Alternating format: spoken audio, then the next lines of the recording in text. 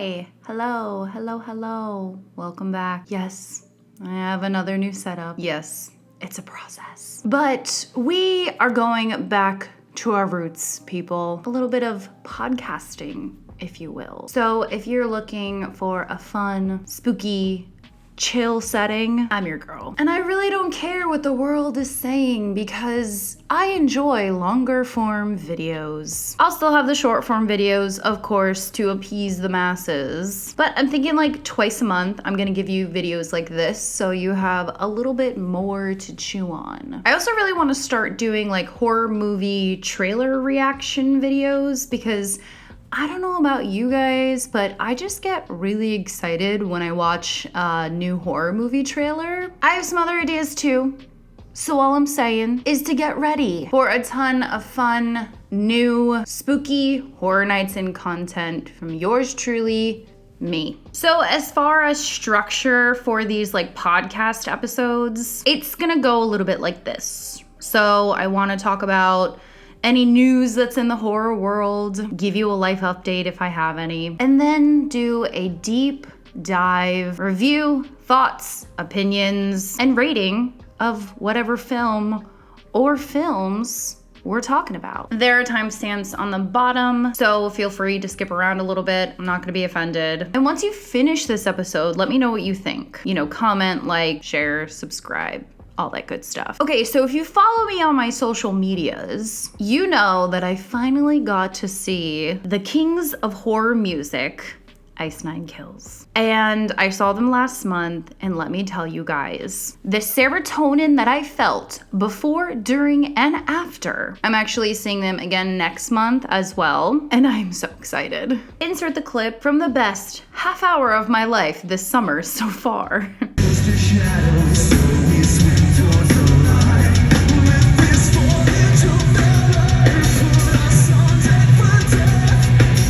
You guys were actually the ones who put me on to Ice Nine Kills, so thank you so much for that. I appreciate you. Okay, so let's talk about some horror world updates. Are you guys planning on seeing the film Talk to Me? It looks pretty good. There's notes of like trauma, pain, horror, and there's some kangaroos thrown in there. So if you don't know, Talk to Me is about a group of friends who discover how to conjure spirits by using an embalmed hand. And they become hooked on this new thrill until one of them unleashes terrifying supernatural forces. And it's gonna be in theaters July 28th. There's also The Nun 2, which I saw the trailer for when I went to go see Insidious: The Red Door. So The Nun 2 is gonna be out September 8th, and it's 1956 in France, and a priest has been murdered, and it seems like an evil is spreading. So Sister Irene once again comes face to face with a demonic nun, and it's been a little bit since I've seen the first Nun, and I have to say, I remember not being the biggest fan. So I'm probably gonna wait for this one to like come to streaming. Cobweb is another trailer that I saw when I went to go see Insidious: The Red Door. And I definitely have this film on my radar. So it follows young Peter, who is plagued by a mysterious constant noise from inside his bedroom wall. A tapping that his parents insist is in his imagination. And as his fear intensifies, he starts to believe that his parents are hiding a very dark secret. It's definitely giving childhood trauma, and eventually you'll need therapy for it. So of course, I'm gonna go see it. So before we get into the review of Insidious: The Red Door, I'm gonna warn you that there are spoilers, so if you haven't seen Insidious: The Red Door yet, I would maybe hold off on watching this episode, or if you're okay with spoilers, then continue watching. For your convenience, there are timestamps once again on the bottom in case you want to skip around during this portion of the episode. So just as a refresher, Insidious: The Red Door follows Josh Lambert as he drops his son Dalton off at college. However, Dalton's college dream soon becomes a living nightmare when the repressed demons of his past suddenly return to haunt them both. And if you didn't know, Patrick Wilson actually starred and directed in this film. And Lee Winnell, one of the kings of horror, this film is based on the characters that he has created. And Lee Winnell also made a cameo as Specs, which just made my soul very happy. This film was also the #1 film on its opening weekend, so that's another win for horror. So before we move into the review, I want to cover a topic that I find interesting, yet like super scary. Astral projection. Is astral projection real? Is it fake? Is it just clickbait? So according to the World Wide Web, astral projection is a sensation of the consciousness, spirit, or astral body leaving the physical body. While a lot of people experience this while they're sleeping or if they're under hypnosis, some people have noted that they can do this when they're just relaxing. Some people also claim that meditation can be a form of astral projection because you're in your physical body, but your mind is somewhere else. There is also lucid dreaming, where the person becomes conscious while already in the dreaming body, versus astral projection, when the person becomes aware of the entire transition of consciousness from the physical body to the dreaming body. But because our characters use astral projection as their means of explaining what is happening to them, we're gonna stick with that one. So about a year-ish ago, I made a video on here about my predictions of what's going to happen in this film. And I wasn't too far off on what I thought was gonna happen. What I didn't predict though was that Josh and Renee would be divorced and that Josh would be struggling with like these internal battles of grief with the passing of his mother. And then, of course, seeing Carl, who was one of Elise's colleagues, and Josh saw him at his mother's funeral and kind of remembered who he was, but wasn't sure where. Because remember, in Insidious Chapter 2, Carl helped Josh and Dalton forget everything that they had experienced for a chance at a better life and a better future. But we all know that the past always comes back to haunt us.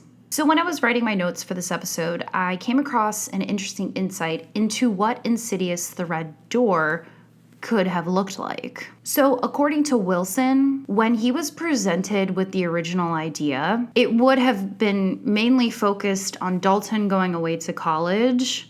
There would have been different demons and there would have been no lipstick demon. Josh would have had like a really small role. None of the other family members would have been in the film. And Dalton had this almost like superhero light on him. I'm curious as to what audiences might have thought about this transition into something completely different though. I also didn't predict the absent father theme between Josh and his children, especially more so Dalton. So we have to assume that Josh in these 10 years like inadvertently distanced himself from his family, most likely when his mother got sick and then later died. So as Dalton begins college, we find out that he's admitted into this exclusive art class. And the professor of this particular art class likes to push her students' abilities. And one of her techniques is all too familiar to us. She's counting down from 10 to 1, and she's having her students go into this like meditation space to trigger their creativity. But because this is Insidious, it's triggered a little bit more in Dalton, and he starts painting this red door. And what we eventually come to find out in the lower corner of this portrait that Dalton is painting is actually his father holding a hammer, which is a representation from Insidious Chapter 2. Dalton has also made a friend, and her name is Chris, who is more of this like comic relief throughout the film. I liked Chris. I thought she was pretty cool. She helped Dalton kind of navigate like college life and college roommate situations, frat houses, frat guys, dead frat guys, the further, and she almost became a casualty of the lipstick demon. Speaking of the lipstick demon, he really didn't get a lot of airtime. He was also looking really ragged. He must have had like a rough 10 years without Dalton and Josh in the further. Also, we didn't really get any of the iconic further ghosts that I was like sort of expecting to see, considering we haven't been to the further in a while. We have to assume that there's probably way more demented souls over the course of 10 years, but we didn't really get to see any of them. So while Dalton is at college battling his own demons, Josh is also starting to uncover some things. And let me ask you guys, have you ever had an MRI scan? They are already scary as is, and to add the thought of a demon in a hospital gown being in the MRI machine with you. No thanks. I love how, as horror fans, we can go into like any situation in day-to-day life and be like, this reminds me of that one scene in that horror movie that I watched. Like, I don't know, going tanning, which you shouldn't do because it's bad for you, but like driving on the highway, getting on a roller coaster. Of course, we have to blame Final Destination for all of these things, but now Insidious made me scary and unlocked a new fear of getting an MRI scan. So thanks. So while Josh is kind of doing his own thing, he uncovers that his father, who he thought had originally abandoned him, was actually dealing with some of his own mental health issues and demons, just like he and Dalton are. And towards the end of the film, we see that Josh's father's spirit is in the further. And it seems at that point, the two of them have like come to an understanding, and then Josh's father disappears into a white light. Okay, so moving back a little bit, as expected, Dalton gets trapped into the further again, and Josh has to go save him again. Meanwhile, the physical body of Dalton is being possessed by the lipstick demon, and while Dalton is under this possession, not a lot of stuff really happens. Considering what Josh did in Insidious Chapter 2 and like how long he was under his possession, Dalton's possession, there wasn't really a lot going on. So as Dalton comes out of his possession, he realizes he was the initial trigger of opening the red door that of course leads into the further. So what Dalton does is he takes a bunch of really thick black paint and he covers the door, essentially closing it, and he saves Josh. And as the film ends, everybody just remembers what they have forgotten and everybody's okay. So my overall opinion of this film is that I really did enjoy it. And after watching it, it sparked me to create these like longer form videos because I just love me a good deep dive. But there were some weak points for me in this film. Where were the screeching violins that used to make my eardrums bleed? Where were all of the spooky further demented ghost souls? I just feel like this film could have been so much more.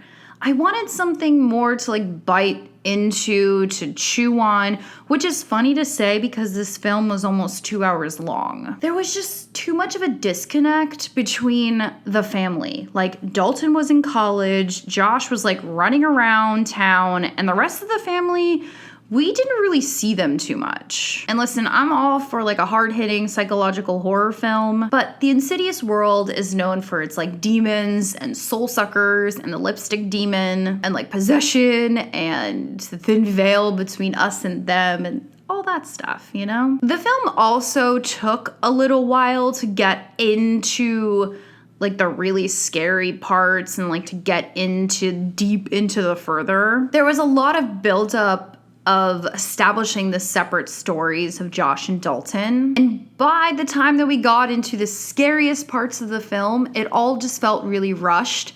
And unfortunately, a repeat of what we've seen in other films. These other films, of course, being Insidious and Insidious Chapter 2. Another thing I wanted to mention is the scene with the dead frat guy.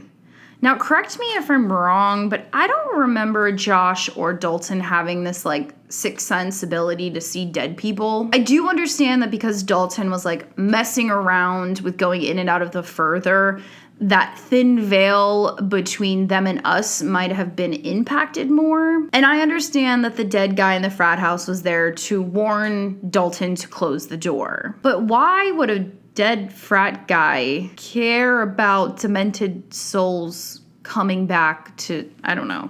It was a little disconnected for me. And if your interpretation of that whole scene is different than mine, then let me know in the comments, because that's kind of how I felt. Now listen, I know that everything I just said maybe sounds like I did enjoy the film as much as I originally said, but I did. I think Patrick Wilson really understands the horror genre, and I really feel like he cares about it, and he cares about the Insidious world as a whole. There were a lot of jump scares, which can be fun in the moment, but I am I'm more into a scare that sort of invades the space versus taking over the entire space. And it did it a few times, like when Josh was in his car texting Dalton, and we saw the entity kind of walking and getting closer to him, which of course we find out was his father. Or like when Chris was plugging and unplugging those twinkle lights when the power goes out and we see that Dalton's face is illuminated and it's super spooky and creepy. We of course got some really cool callbacks to the other films, like the lipstick demon's workshop and his lair, the bloody handprint that's on Chris's bedsheet, the bright and black,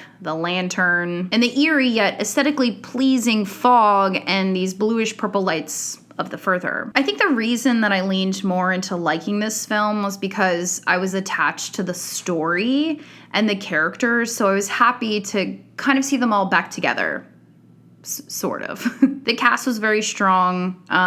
Foster, Dalton's little brother, some of his line delivery was a little bit cringe, but it was cool to see that the main actors from the original Insidious were all back. Speaking of characters and actors who are back, of course, as I mentioned, Leigh Whannell came back as Specs. And I like the ending with Lynn Shaw's character Elise coming back and talking to Josh and basically telling him that he's going to be okay, even though Josh couldn't remember who she was. The other thing I want to note is you really have to understand the mechanics of the other two films to truly understand Insidious: The Red Door. When I first saw Josh's father, it didn't click to me that it was actually his father. I also didn't figure out that Josh was living in his dead mother's house. And to fully understand this whole thing, you have to watch the other movies because of course they're all connected. And Insidious: The Red Door can't really stand on its own, which is fine. I just wanted to make a note of that. And listen, I'm always a fan of seeing how some of my favorite horror movie characters are doing after the encountered trauma, like Sidney Prescott, Laurie Strode, and in this case, Josh and Dalton and the entire Lambert family. I would have liked to have seen the Lambert family kind of stick together, but in reality, most families do fall apart when trauma happens. Not always. Sometimes they stick it out together. Not in this case, though. I would have maybe liked to have seen and heard more about what happened in this in-between time. I felt as if we were kind of just, as an audience, we were thrusted into this new world of theirs, and there was just some stuff missing. I just wanted a little bit more information. So now I want to talk about the scares in the film.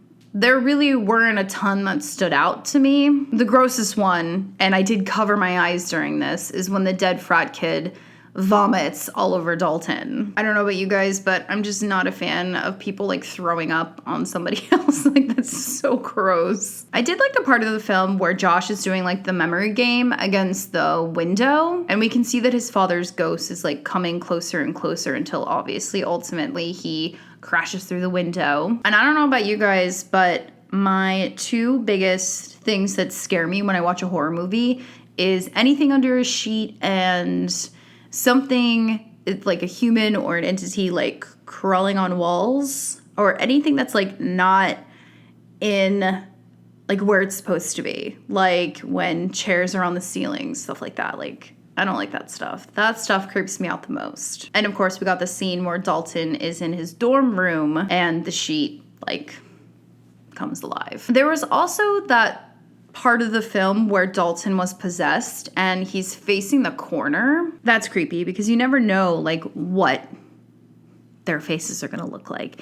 And then, of course, once again, going back to the twinkly lights when his face is being illuminated again. That also scared me. There are also the demented souls creeping out from under the bed towards the end of the film when Chris and Dalton are laying on the floor and when Josh is trying to get back from the further. So as I was doing my research, I did come across Patrick Wilson. He was sort of defending the scares that made it into the film, and this is what he had to say. I wanted different types of scares, and I'll be honest, some didn't work as well as I wanted, usually because of time. And James Wan would be the first to tell you that, and Leigh Whannell would say the same thing. It's why the MRI sequence works so well. One, it was an amazing idea that Leigh Whannell had, but we got all day to shoot. I guarantee you, if I had to shoot that in production, they would have given me 4 hours and I wouldn't have been able to do it with this schedule. Even though Blumhouse was awesome with supporting me, just the nature of scheduling. Certain scares would get pushed to the end of the day, and some variable would happen. We would only have one of those doors that he's got to burst through, and you're like, what? Little things like that, they are constantly asked to compromise, so scares become different. I didn't want to overpromise and underdeliver. Some scares, on a 1 to 10, they're just a 5, and that's okay. There's a couple in there that you just want to remind people of the movie that they're watching. So that's a pretty interesting little soundbite tidbit. Honestly, I am not an expert and I don't know how movies are actually made, but it would have been cool if Patrick Wilson had had the time to actually execute the scares the way that he wanted, and maybe the scares would have been better. But once again, I'm not an expert. I don't know how that stuff works. So I just feel like we got the best of Insidious worlds with the first one. There was this like mythology and this lore of the first film that we just didn't get with Insidious the Red Door. The first one just had so many intricate layers of like the Lambert family, and we got to see like the creepiest demented souls. The scares were just executed so well, and Insidious, the first one, was just like a breath of fresh air in the horror world. It just took this simple idea of a haunted house, but made the people haunted instead. So with all that being said, I give Insidious the Red Door a 4 out of 5, mainly because I love Patrick Wilson and Leigh Whannell and the story as a whole. So do with that what you will. So let me know what you guys thought about Insidious the Red Door in the comments down below. Make sure you follow, like, subscribe, all that good stuff if you want to. I hope you guys enjoy this video, and I'll see you soon. Thanks for watching.